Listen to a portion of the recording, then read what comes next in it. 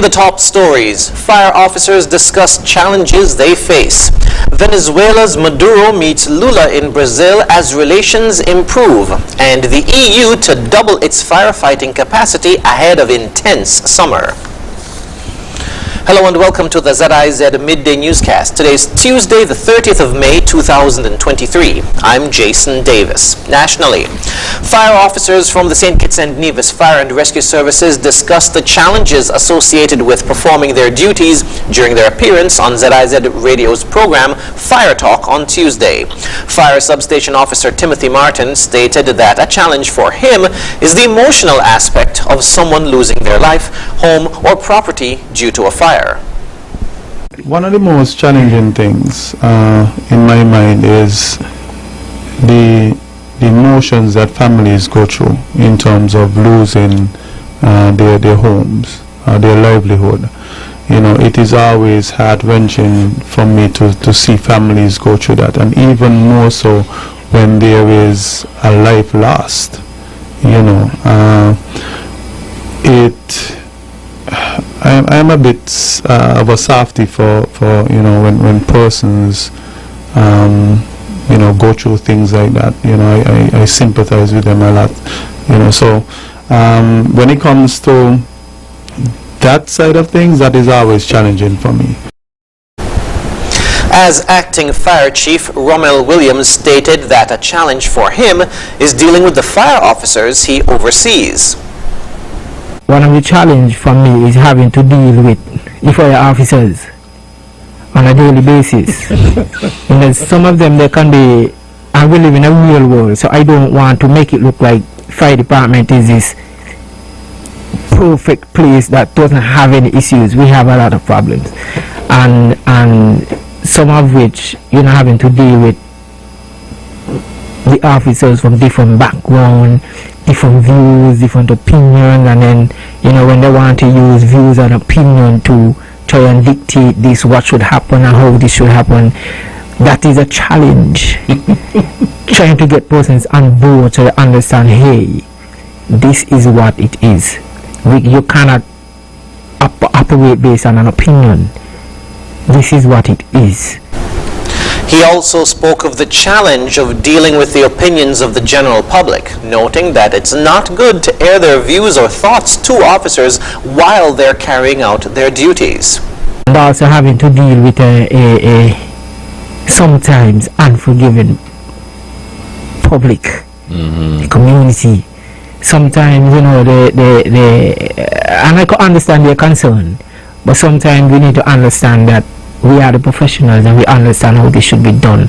While you see that it should be done another way, sometimes I have to deal with the fact that I cannot respond in every scenario. Can't respond. Sometimes I just need to say, you know, you're the professional, just leave that.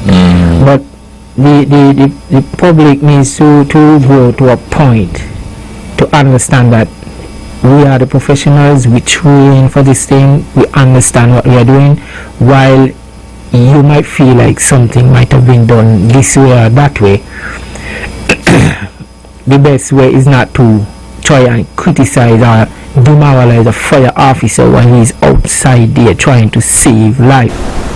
The acting fire chief added that the general public is encouraged to share their grievances, thoughts, and opinions at the fire station, as they can be useful to improve the services provided by the fire department. Fire Talk airs every Tuesday on ZIZ Radio at 9:30 a.m. during the morning show with GQ.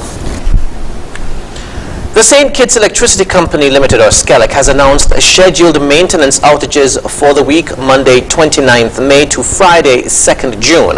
The scheduled maintenance outages, according to SCELEC, are necessary to perform maintenance as part of ongoing efforts to improve reliability.